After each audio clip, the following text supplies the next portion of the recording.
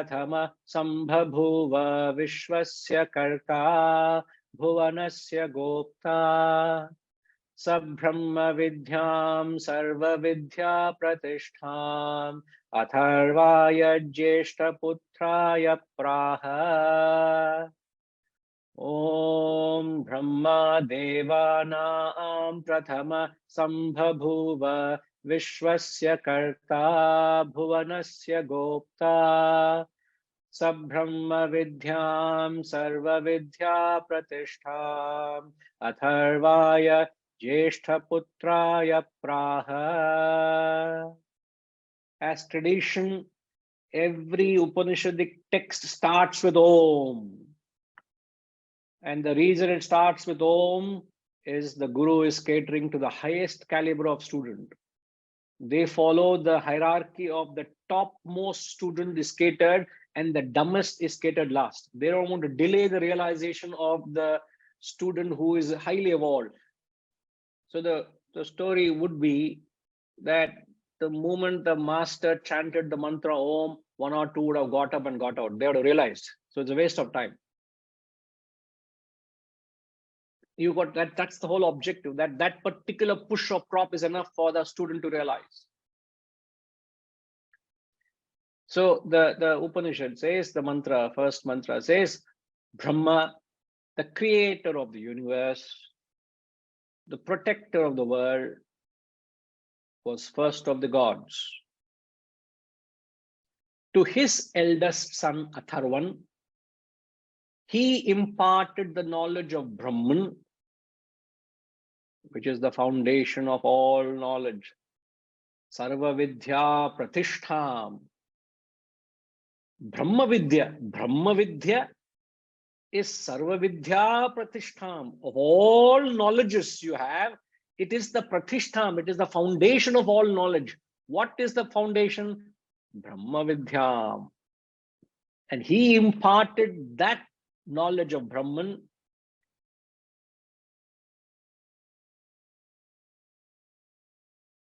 to his eldest son. Who imparted? Lord Brahma. Lord Brahma imparted his knowledge of Brahman to his eldest son Atharvan. That's all the mantra is saying. Thank you, Ma.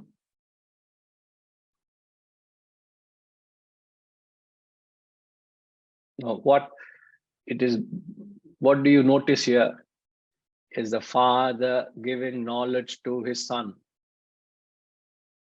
This Upanishad is a household affair.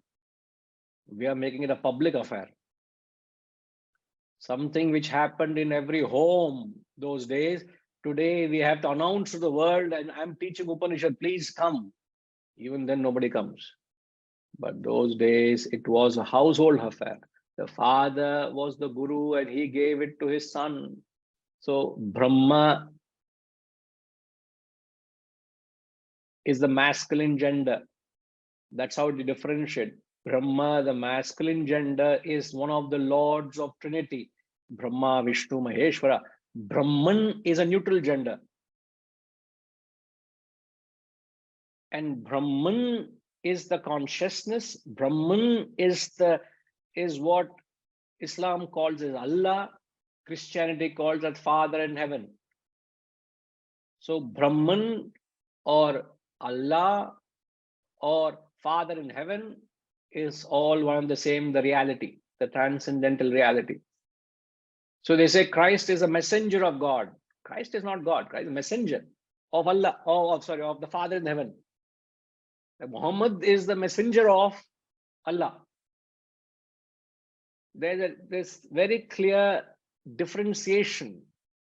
So Brahma Vidya is the knowledge of the Brahman, is imparted by Brahma to Atharvan, to his elder son. And then other than that, there's only one aspect. He says this knowledge of Brahman is the foundation of all knowledge. Now, how do you understand this it's important you understand correctly. Otherwise, you can misinterpret it. Sethuramanji is saying during Upanayanam, the father should impart, or the father imparts. Which father knows who, and which son is aware of it? I don't know. The tradition is followed, whether father knows or not. Father has to, the Purohit tells father, father conveys it to the ear. I am just saying that. I am just saying which Purohit knows today. Purohit says the father, father says son. Purohit should have Brahma Vidya, no? It is not Vidya, the chanting is done. அது பரவாயில்ல, அது பண்ணுவோம், நிறைய பண்ணுவாங்க. After that, what does it mean? It is not the mere aroma that we are interested in. No, it is not the mere aura that we are interested in. What we are interested in is the what are we interested in? I'm just saying is it was transferred. The same tradition is there that endorses that sentence.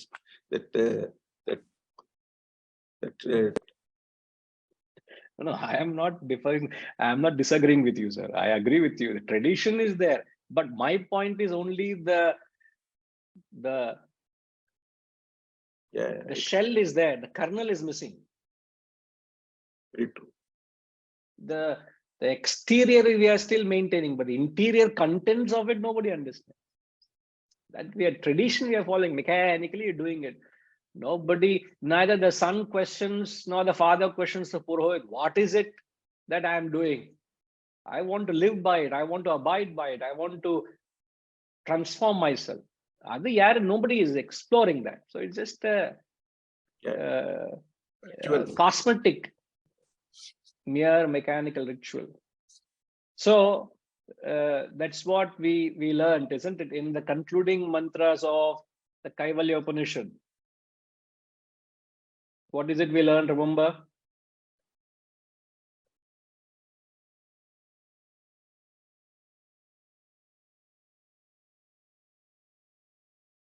Remember the word adhite. Yeah, shatarudriyam adhite.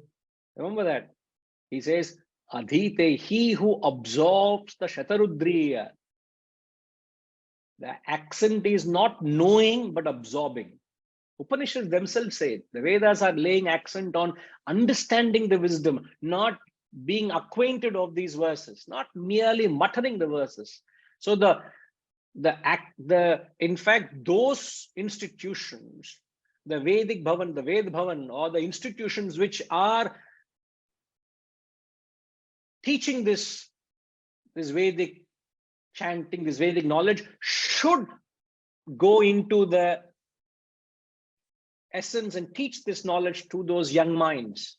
Along with the chant, the essence has to be taught. Now, you remember, we use this understanding to explain that in any flower, a flower is referred to a Vedic mantra.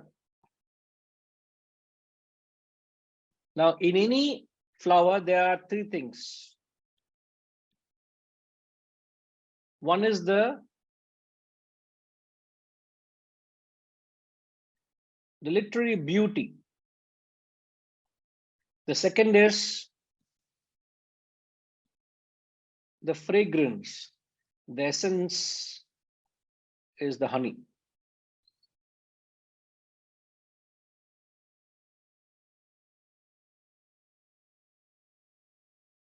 There are three essential. Every flower, every Vedic mantra is symbolized as a flower.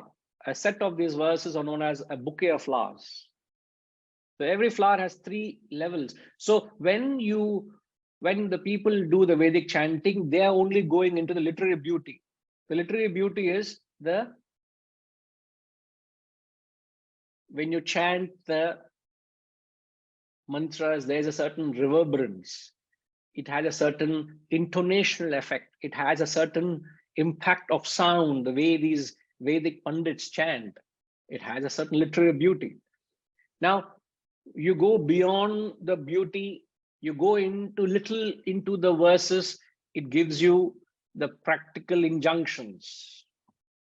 So the fragrance, okay, the literary beauty is the intonation.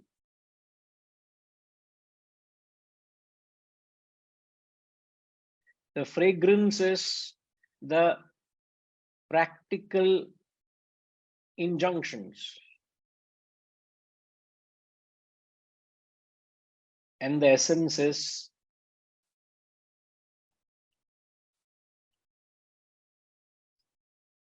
Brahma Vidya. So when you approach a text, you must be very clear. What are you seeking in the text? Are you merely interested in the literary beauty? Like even now when we chant the Upanishadic mantras, it has a certain intonation effect, isn't it? It has to be chanted in a particular way. I can't claim myself to be an authority, nor am I trained. It's just something that what I had learned in the ashram those days, and I had an affinity, and I used to teach in the students in the ashram because I had a natural affinity to it. So I just picked up it, just such, it got so mechanical in me, even blindfolded, I can chant them. So that's the intonation aspect.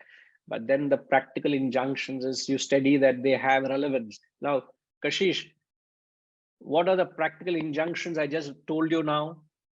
A little earlier when I interacted with you.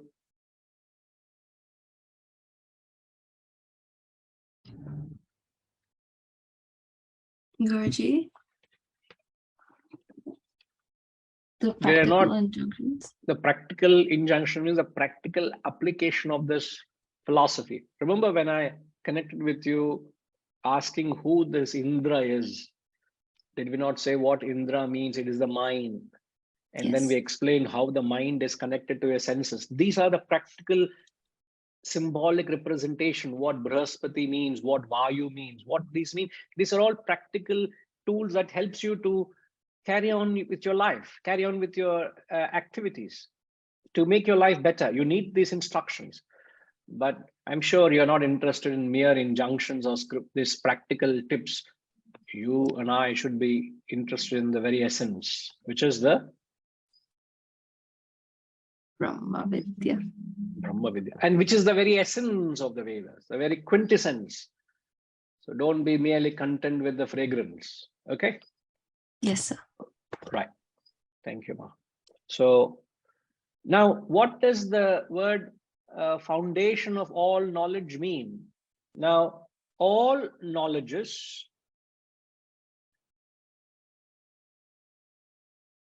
you can say all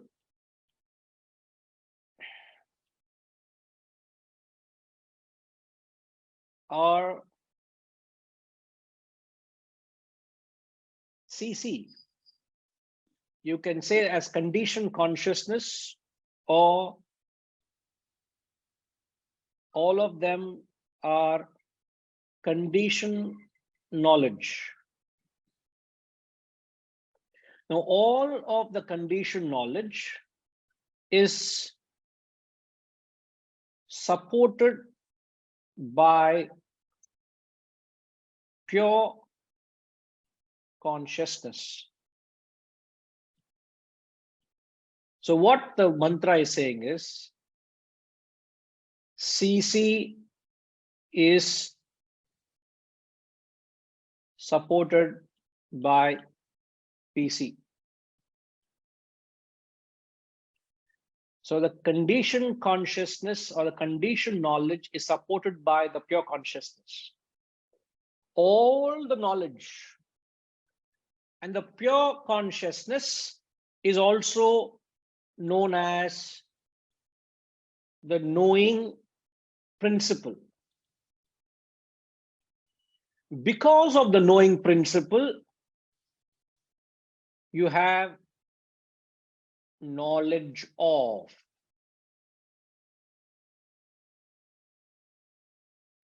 So the knowledge of is the conditioned consciousness. The knowing principle is the pure consciousness. That's all. That is what this statement means when he says is the foundation of all knowledge.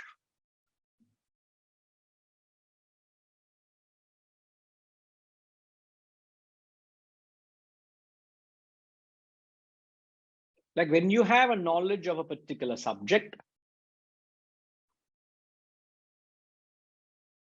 that knowledge you have is when you have knowledge of something. Vasantama, are you following, ma? So when you have knowledge of something, okay, tell me what knowledge you have of.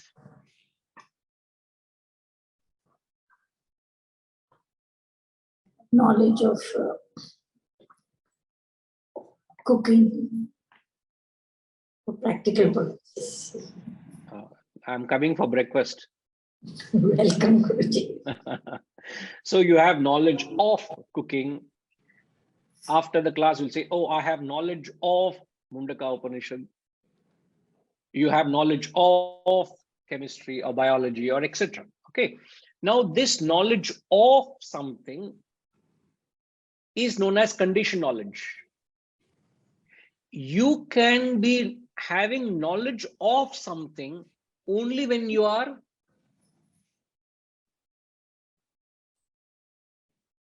When you have the interest to know, because of the knowing principle.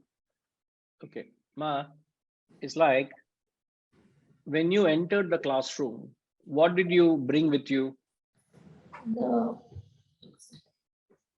The desire to learn. You all came as pure consciousness. You all have come to the classroom as pure consciousness.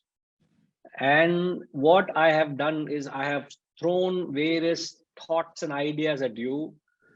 And end of the class, all of you have become conditioned consciousness. So what the Guru has done is he has brought you from pure conscious state to the conditioned conscious state. Knowledge of. Now, when you came, you brought that conscious principle with you. You are not conscious of anything. You are mentally blank, right? After the class, you become conscious of many things. Now you are conscious of Mundaka Upanishad. How have you been able to be conscious of Mundaka Upanishad? Because you brought with you the pure consciousness, which is the knowing principle. Because of the knowing principle, now you have knowledge of Mundaka Upanishad. Because you have the knowing principle, you have knowledge of cooking. So all knowledge of is conditioned consciousness. So pure consciousness, which is a knowing principle, is the foundation, the pratishtha, substratum of all knowledges. Isn't it? Can we not say that way? It's like, in fact, is just to put it in a diagram form, we can just say that pure consciousness, because of pure consciousness, I have knowledge of, as Vasantama says, cooking, of chemistry, of geology, etc. All this knowledges you have is because of the pure consciousness. And what is the pure consciousness? Is the conscious or knowing principle, as I've written earlier. So because of the conscious or the knowing principle, you're conscious of.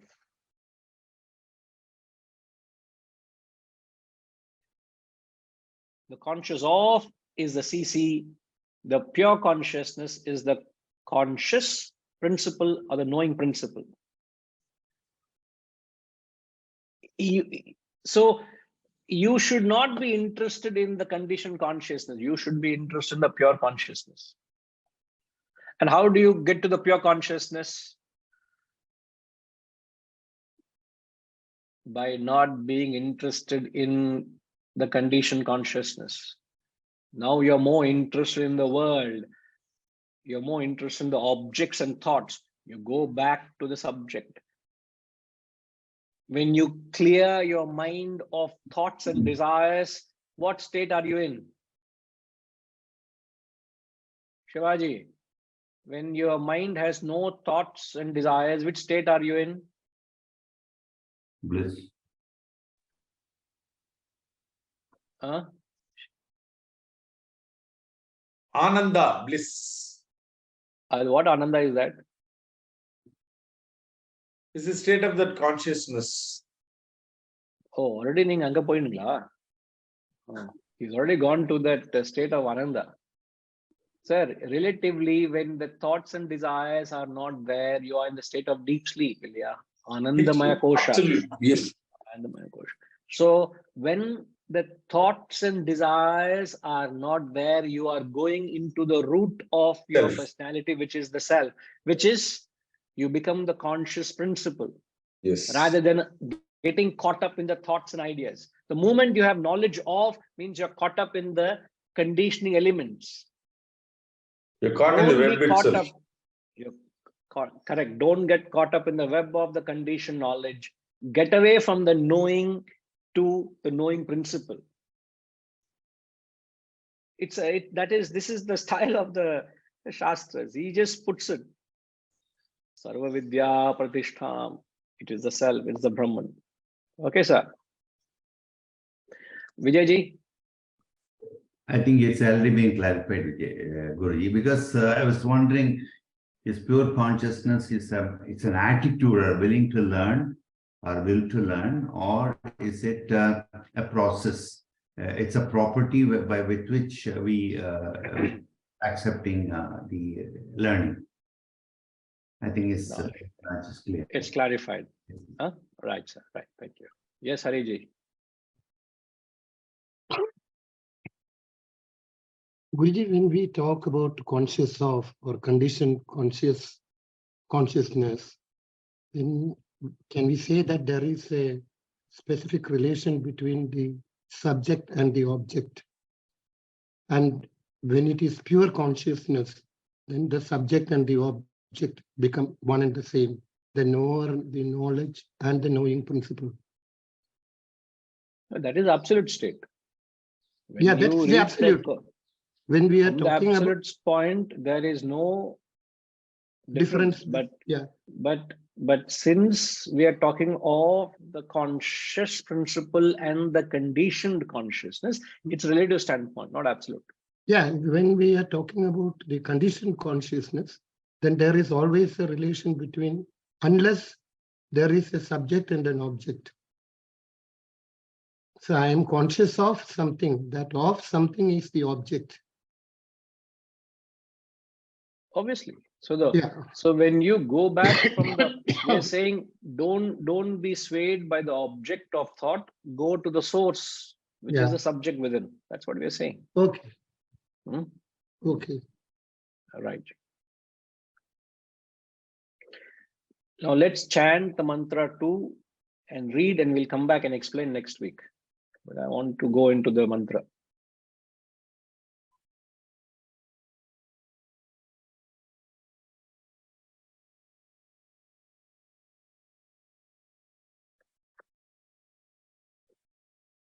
अथर्वणेयां प्रवदेत Brahma अथर्वातां पुरोवाचागिरे ब्रह्म विद्याम् स भारद्वाजाय सत्यवाहाय प्राह भारद्वाजो अंगिरसे परावराम् अथर्वणेयां प्रवदेत ब्रह्मा अथर्वातां पुरोवाचागिरे ब्रह्म विद्याम् स भारद्वाजाय सत्यवाहाय प्राह भारद्वाजो अंगिरसे परावराम्. Now here he says the knowledge of Brahman that Brahma imparted to Atharvan. Atharvan passed that on to Angira in the olden days. Angira taught it to Satyavaha, a descendant of Bharadwaja, and the descendant of Bharadwaja later taught it in succession to Angirasa.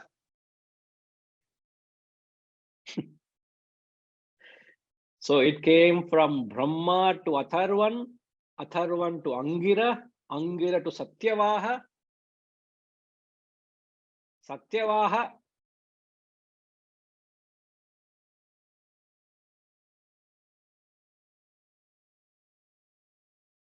taught it to Angirasa.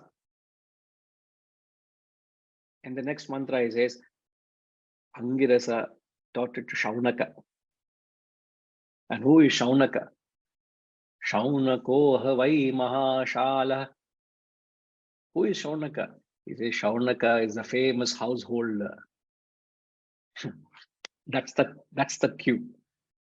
Let's chant mantra 3. We'll come back to this. A beautiful flow.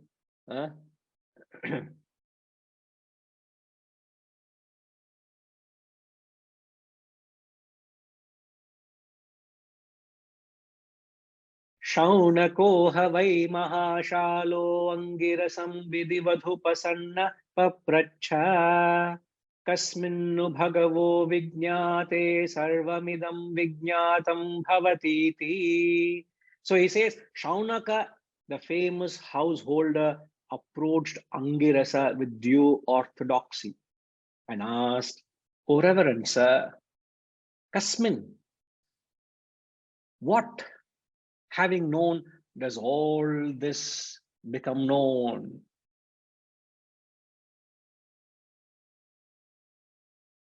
Now look at this. He says Shaunaka was a famous grihastha, a famous householder. Their Upanishads are not talking of any sannyasi who is renounced as a recluse, who is a grihastha, who is carrying on his dharmas, and he is a famous householder. You and I also householders, but not famous, because we are caught up in samsara. Here is a householder who was liberated from the bondage of samsara. He is interested in the self, so he asks, Kasminnu bhagavo vijñate sarvamidam vijñatam bhavatiti. He has made the very householder as famous, the famous householder. These are very deep, meaningful than what literally understood. We'll come to that. But the second mantra, we talked, Brahma gave to Atharvan, Atharvan gave to Angira, Angira gave to Satyavaha, Satyavaha gave it to Angirasa, and Angirasa gave it to Shaunaka. Here is the famous Guru Shishya Parampara king being upheld. Right from Brahma, it came to the householder. So it was a talk in every household. Every father knew it. This was the great tradition. And we bow down to the Guru Shishya Parampara. So it is very emotional. You get very emotional when you hear these kind of verses, because without this parampara, we would have lost this knowledge, we would have lost this wisdom. All right. We'll come back next week. We'll get into the second mantra. Okay. Thank you. Om Purnamada Purnamidam Purnat Purnamudachyate Purnasya Purnamadaya Purnamevavashishyate. Om Shanti Shanti Shanti. Harihi Om. Shri Gurubhyo Namaha. Harihi Om.